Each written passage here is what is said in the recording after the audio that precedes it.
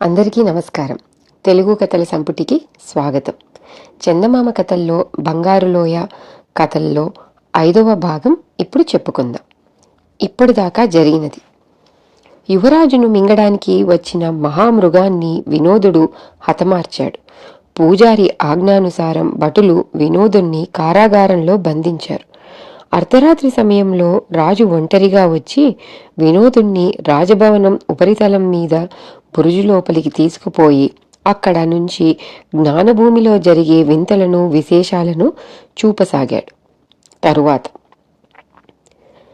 విలాప సమావేశంలో పాల్గొనడానికి వచ్చిన ప్రజలనుద్దేశించి మళ్ళీ మనం త్వరలో మరొక మహామృగాన్ని సంపాదించగలం అన్నాడు పూజారి. ఎలాగో ఉన్న మహామృగం పోయింది, అది లేకుంటే మనం బతకలేమా? కొత్తగా మరొక మహామృగం ఎందుకు అన్నాడు కూర్చున్న పౌరులలో ఒకడు లేచి నిలబడుతూ. నువ్వు లేకపోయినా మునిగిపోయిందేమీ లేదులే అంటూ పూజారి చేతులు తట్టాడు. వెంటనే 2 భటులు వచ్చి ఆ పౌరుణ్ణి అక్కడి నుంచి లాక్కుపోయారు. పౌరులారా, మీకందరికీ ఒక శుభవార్త. పవిత్రమైన మహామృగాన్ని చంపి మన చేత బందీగా పట్టుపడిన ఆ రాక్షసుణ్ణి హతమార్చి మనం ఉత్సవం జరుపుకుంటాము అన్నాడు పూజారి. వినోదుడు రాజు కేసి చూశాడు. రాజు తల అడ్డంగా ఊపుతూ, వీలు కాదు, అతడలా చేయడానికి నేను అనుమతించును అన్నాడు. చాలా కృతజ్ఞుణ్ణి మహారాజా, అయినా రాజుగారైన తమను సంప్రదించకుండా ఆ పూజారి నన్ను చంపుతానని ప్రకటించడం దుర్మార్గం కాదా? మీ మీద అధికారం చెలాయించడానికి ఆ నరరూప రాక్షసుణ్ణి ఎందుకు అనుమతిస్తున్నారు అంటూ వినోదుడు తన దృష్టిని మళ్ళీ పూజారికేసి మళ్లించాడు. ఇప్పుడు మనం మన దినచర్యకు వద్దాం అని పూజారి 3 క్షణాలు మౌనం వహించి భోరున ఏడవడం ప్రారంభించాడు. కొన్ని వందల కంఠాలు ముక్కుతూ మూలుగుతూ రోదిస్తూ అతన్ని అనుకరించాయి. కళ్ళ నుంచి కన్నీటి దారలు వాళ్ళ చెంపల మీదుగా జారాయి. కొందరు నెత్తి నోరు మొత్తుకుంటూ రోదిస్తూ బట్టలు చింపుకోసాగారు, జుట్టు పీక్కోసాగారు.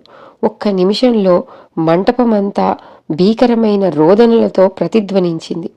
వినోదుడు ఆ విషాద దృశ్యాన్ని చూసి భరించలేకపోయాడు. రాజు దానిని గ్రహించి ఆ దృశ్యాన్ని ఆపి, నిద్రలేమి వల్ల జనించే రుగ్మతను మా పౌరులు ఇలా పోగొట్టుకుంటున్నారు అన్నాడు. మీ ప్రయత్నాలన్నీ ప్రయోజనం లేనివి మహారాజా. ప్రజలను ఏడ్పించడం మాని వాళ్లను నవ్వే విధంగా ఎందుకు చేయకూడదు అని అడిగాడు వినోదుడు. ఏమి చేయమన్నావు అని ప్రశ్నించాడు రాజు. నవ్వే విధంగా చేయమన్నాను మహారాజా అన్నాడు వినోదుడు. నవ్వే విధంగానా? నవ్వంటే ఏమిటి అని అడిగాడు రాజు అమాయకంగా. నవ్వు మహారాజా, నవ్వు అన్నాడు వినోదుడు మళ్ళీ. అదే నేను అడుగుతున్నది, నవ్వు అంటే ఫలానా అని స్పష్టంగా చెప్పు అన్నాడు రాజు. భగవంతుడా, నిజంగానే మీకు నవ్వంటే ఏమిటో తెలియదా అని అడిగాడు వినోదుడు ఆశ్చర్యంగా. ఆ ప్రశ్న రాజును మరింత ఇబ్బంది పెట్టింది. జ్ఞానభూమి వాసులకు నవ్వంటే ఏమిటో నిజంగానే తెలియదు. వాళ్ళు ఎప్పుడూ నవ్వి ఎరుగరు. వినోదుడు రాజుకు నవ్వి చూపాలని ప్రయత్నించాడు, కానీ నవ్వలేకపోయాడు. రాజా, మీరు మీ జ్ఞానభూమి పౌరులు ఎంతో సాధించి ఉన్నప్పటికీ మీది ఎందుకు కొరగాదు. ఒక విధంగా మీరంతా దురదృష్టవంతులు, శాపగ్రస్తులనే చెప్పాలి.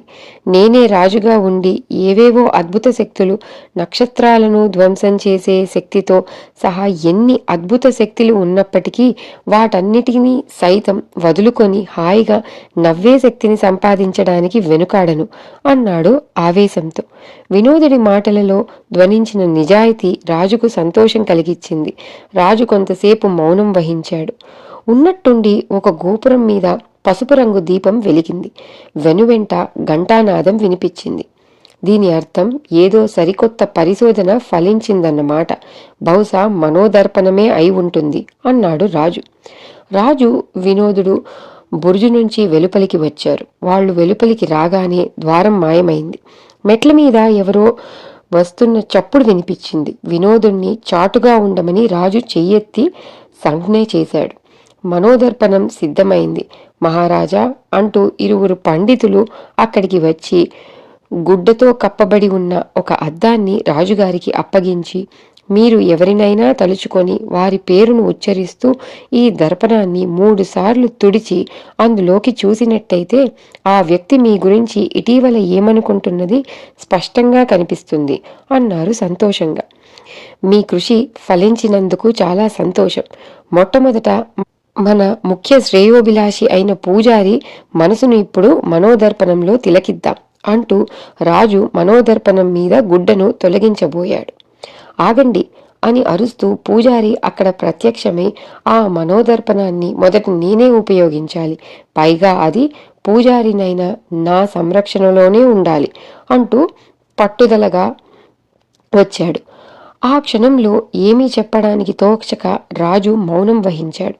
ఈ మనోదర్పణాన్ని ఉపయోగించుకోవడం రాజుగారైన మీ హక్కు అన్న సంగతి మర్చిపోకండి మహారాజా.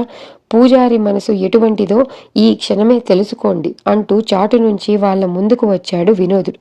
వీలు కాదు, కాదు, కాదు అని అరుస్తూ పూజారి రాజుగారి నుంచి మనోదర్పణాన్ని లాక్కోబోయాడు. వినోదుడు ముందుకు దూకి పూజారికి అడ్డుపడ్డాడు. ఇంతలో రాజు మనోదర్పణం మీది గుడ్డను తొలగించి పూజారి పేరు చెబుతూ దానిని 3 సార్లు తుడిచి చూశాడు. అందులోని దృశ్యం చూసి అదిరిపడి అద్దాన్ని దూరంగా విసిరి కత్తి దూసి ఒక్క క్షణంలో పూజారి తల తెగవేశాడు రాజు. ఏం పని చేశారు మహారాజా అన్నాడు వినోదుడు దిగ్భ్రాంతితో. అవును, ఆ క్షణంలో ఏం చేసింది నాకే తెలియడం లేదు అంటూ కొంత సేపు ఆగి నేనా అద్దంలోకి చూసేసరికి పూజారి వికృతంగా పళ్ళు కొరుకుతూ కత్తి దూసి నా మీదకి రావడం కనిపించింది. అది బింబం అన్న మాట మరిచిపోయి నిజమనుకొని ఆత్మరక్షణ కోసం అతన్ని నిజంగానే హతమార్చాను అన్నాడు రాజు రక్తంలో పడి ఉన్న పూజారి తలకేసి చూస్తూ కాస్త బాధతో. అంటే ఆ పూజారి మిమ్మల్ని హతమార్చాలని ఆలోచిస్తూ ఉండేవాడన్నమాట మహారాజా అన్నారు పండితులు ఆశ్చర్యంగా. రాజు చేతి నుంచి కత్తి జారి కింద పడింది. రాజు అన్న తరువాత ఖడ్గం లేకుండా ఉండకూడదు మహారాజా అంటూ వినోదుడు కత్తిని తీసి రాజు నడుముకు వేలాడుతున్న బొరలో పెట్టాడు. నేను మనోదర్పణంలో చూసిన విధంగా పూజారి నా శత్రువు అన్న విషయం నిజమేనా అని అడిగాడు రాజు కాస్త అనుమానంగా. సందేహం ఎందుకు మహారాజా, మనోదర్పణాన్ని మరొకసారి పరీక్షించి చూడండి అన్నారు దానిని రూపొందించిన పండితులు ఏకకంఠంగా. మంచి సలహా అని రాజు వినోదుడికేసి తిరిగి, నువ్వు మానవ రూపంలో ఉన్న రాక్షసుడివని, మాకేదో హాని కలిగించే ఉద్దేశంతోనే ఇక్కడికి వచ్చావని పూజారి నిన్ను గురించి చెప్పేవాడు. అది ఎంతవరకు నిజమో ఇప్పుడు మనోదర్పణం ద్వారా తెలుసుకుంటాను అంటూ ఒక్క క్షణం కళ్ళు మూసుకొని వినోదుడి పేరు స్మరిస్తూ మనోదర్పణంలోకి చూశాడు. మొదట ఆశ్చర్యం చెందిన రాజు కొంతసేపటికి ఆనందంతో నవ్వుతూ వినోదుడికేసి తిరిగాడు. నువ్వు ఒక మహాకార్యం సాధించడానికి మా జ్ఞానభూమి గుండా వెళుతున్నావు. ప్రయాణం సుకరం కావడానికి నువ్వు మా సహాయాన్ని కూడా ఆపేక్షిస్తున్నావు. అంతేకాని నీకు మా పట్ల ఎటువంటి శత్రుత్వము దురుద్దేశమూ లేదు. పైగా నువ్వు మా శ్రేయోభిలాషివే అన్నాడు రాజు. వినోదుడి కళ్ళ వెంట ఆనంద బాష్పాలు రాలాయి. నేను మీతో చెప్పాలనుకున్న మాటలు మీరే చెబుతున్నారు మహారాజా. ఒక వరం సాధించడానికి నేను ఈ జ్ఞానభూమి దాటి వెళ్ళాలి. అందుకు మీ సహాయం కావాలి అన్నాడు వినోదుడు. రాజు కొంతసేపు మౌనం వహించి అక్కడ ఉన్న పండితులను వెళ్ళమని సైగ చేశాడు. వాళ్ళు వెళ్ళాక రాజు వినోదుడితో, ఈ జ్ఞానభూమికి అవతల ఉన్న ప్రాంతానికి మేమెవ్వరమూ వెళ్ళలేదు. అయినా అది ఎటువంటిదో మాకు తెలుసు. ఆ ప్రదేశానికి మా జ్ఞానభూమికి మధ్య విషవాయువులు చిమ్మే పర్వత శ్రేణులు ఉన్నాయి. ఆ విషవాయువులకు తట్టుకొని ఏ ప్రాణి కూడా అవతలికి పోజాలదు అన్నాడు. మహారాజా, ఆ విషవాయువులను దాటి అవతలికి వెళ్ళడానికి మీరు మాత్రమే నాకు సహాయం చేయగల సమర్థులు అన్నాడు వినోదుడు. నేనెలా సహాయపడగలను అన్నాడు రాజు. ఒక చోట మాయమై మరొక చోట ప్రత్యక్షమయ్యే వరము ఉపదేశిస్తే చాలు మహారాజా అన్నాడు వినోదుడు. రాజు మళ్ళీ ఆలోచనలో పడ్డాడు. మహారాజా, నేను నా యాత్రలో విజయం సాధించినట్టయితే మీకందరికీ హాయిగా నవ్వే వరాన్ని తీసుకువస్తాను అన్నాడు వినోదుడు. నవ్వే వరమా? అదేమిటో నాకు స్పష్టంగా తెలియడం లేదు. అయినా అదేదో గొప్పదనే విషయం మాత్రం తెలుస్తున్నది. కానీ నువ్వు తెలుసుకోవాలనే రహస్యం చాలా విలువైనది నాయనా. అది ఈ జ్ఞానభూమిలో ఇద్దరికంటే నాకు, పూజారికి మాత్రమే తెలిసిన పరమ రహస్యం అన్నాడు రాజు. ఆ రహస్యం దానిని కనుగొన్న పండితులకు తెలుసు కదా మహారాజా అని అడిగాడు వినోదుడు అనుమానంగా. నిజమే, వారికి తెలుసు. అయితే దానిని వారు ఉపయోగించే అవసరం లేకుండా చేశాడు పూజారి అన్నాడు రాజు. అంటే ఆ రహస్యం తెలుసుకున్న వెంటనే పూజారి వాళ్లను హతమార్చాడన్నమాట అన్నాడు వినోదుడు. రాజు అవునన్నట్టు తలాడించాడు. సరే, ఈ విషయం గురించి తరువాత చెబుతాను అన్నాడు. సరే అన్నాడు వినోదుడు. రాజు ఒక నిర్ణయానికి రావడానికి 1 వారం పట్టింది. అంతలో వినోదుడు యువరాజు ప్రేమకు మరింత పాత్రుడయ్యాడు. ఒకనాడు యువరాజును చూసి వినోదుడు, ఎంతటి అందమైన యువరాజువి, అయినా నవ్వలేవు. నవ్వి చూపుద్దామన్నా శాపగ్రస్తమైన ఈ జ్ఞానభూమిలో నేనే నవ్వలేకపోతున్నాను అన్నాడు బాధగా. దానిని గమనించిన రాజు యువరాజుతో సహా వినోదుణ్ణి తన వెంట రమ్మని జ్ఞానభూమి సరిహద్దుల వరకు తీసుకుపోయాడు. అక్కడ రాజు అతనికి మాయమయ్యే రహస్యాన్ని ఉపదేశించి, మాయమైన తరువాత అదే స్థితిలో ఉండడం ప్రమాదకరం.